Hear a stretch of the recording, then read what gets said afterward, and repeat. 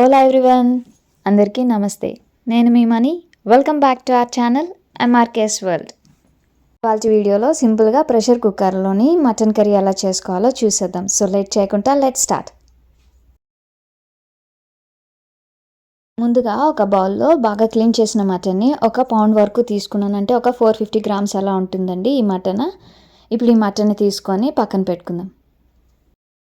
So ఇక్కడ curry prepare చేసుకోవడానికి ముందుగానే కుక్కర్లో చేసుకుంటున్నామన్నాం కదా. సో ఒక చిన్న సైజ్ కుక్కర్ని తీసుకొని ఇందులోని ఒక 3 టేబుల్ స్పూన్ల వరకు ఆయిల్ వేసి ఒక 2 బిర్యానీ ఆకులు, 1 టీ స్పూన్ జీలకర్ర, లవంగాలు, చెక్క, అలానే యాలకులు. ఇప్పుడు ఇవన్నీ వేసి 1 నిమిషం పాటు సాట్ చేసుకుందాం. స్పైసెస్ని సాట్ చేసుకున్నాక ఇప్పుడు ఒక 2 మీడియం సైజ్ ఆనియన్స్ని ఫైన్గా చాప్ చేసుకొని వాటిని కూడా వేసుకుందాం. అలానే ఒక 3-4 పచ్చిమిర్చి. ఇక్కడ మీకు స్పైస్ కావాలి అని అంటే ఇంకొన్ని యాడ్ చేసుకోవచ్చు. ఆనియన్స్ని బాగా మగ్గనివ్వాలి. ఒకసారి మగ్గిపోతాయి కదా, అప్పుడు ఇందులోని 1 టేబుల్ స్పూన్ వరకు అల్లం వెల్లుల్లి పేస్ట్. ఇక్కడ నేనైతే ఫ్రెష్ది యూస్ చేస్తున్నానండి. ఫ్రెష్ది యూస్ చేస్తే కనుక టేస్ట్ చాలా బాగా కుదురుతుంది. అల్లం వెల్లుల్లి పేస్ట్ కూడా పచ్చివాసన పోయేంత వరకు కలుపుకొని ఇప్పుడు ఇందులోని ఒక 2 మీడియం సైజ్ టమాటోను కూడా ఫైన్గా చాప్ చేసుకొని వేసుకుందాం. ఒకసారి ఇలా టమాటో వేసాక కాసేపటికి ఇది మషిగా అవుతుంది కదండి, అంటే కాస్త మెత్తబడుతుంది కదా.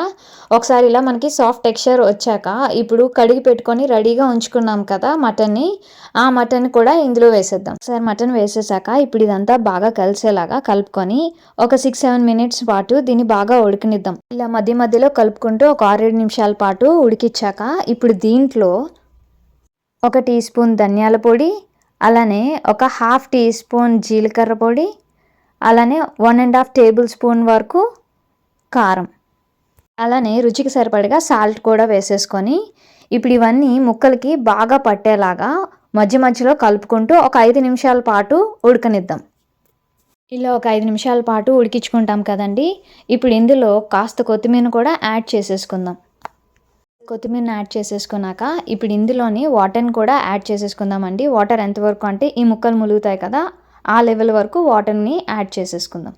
ఇలా వాటర్ యాడ్ చేశాక ఇప్పుడు కాసేపటికి ఇలా ఉడికొస్తుంది కదండి, అప్పుడు కుక్కర్ మూత పెట్టేసి ఒక 6-7 విజిల్స్ వచ్చేంత వరకు ఉడికించుకుందాం. ఒకసారి విజిల్స్ వచ్చాక ఇక స్టవ్ ఆఫ్ చేసేసి ఒకసారి ప్రెషర్ పూర్తిగా పోతుంది కదా, అప్పుడు ఒకసారి లిడ్ ఓపెన్ చేసి మనకు తగ్గ కన్సిస్టెన్సీ వచ్చిందా లేదా చెక్ చేసుకొని ఇంకొక 2-3 నిమిషాల పాటు స్టవ్ మీద పెట్టి ఇక ఆఫ్ చేసేసి సర్వ్ చేసుకుంటే సరే. ఇక్కడైతే నాకు మటన్ చక్కగా ఉడికిపోయిందండి. తర్వాత కన్సిస్టెన్సీ కూడా అనుకున్నట్టుగా ఉంది. సో ఒక 2-3 నిమిషాల పాటు స్టవ్ మీద ఉంచి ఇక ఆఫ్ చేసేసి సర్వ్ చేసుకోవటమే. ఇన్ కేస్ మటన్ ఉడకలేదు అనిపిస్తే కనుక ఇంకొన్ని విజిల్స్ ఉంచి కన్సిస్టెన్సీ చెక్ చేసుకొని ఆఫ్ చేసుకోవాలి. ప్రాసెస్ నచ్చితే కనుక తప్పకుండా ట్రై చేసి మీకు ఎలా కుదిరిందో కమెంట్ చేయండి. Thanks for watching. Please to like, share, comment and subscribe for more videos.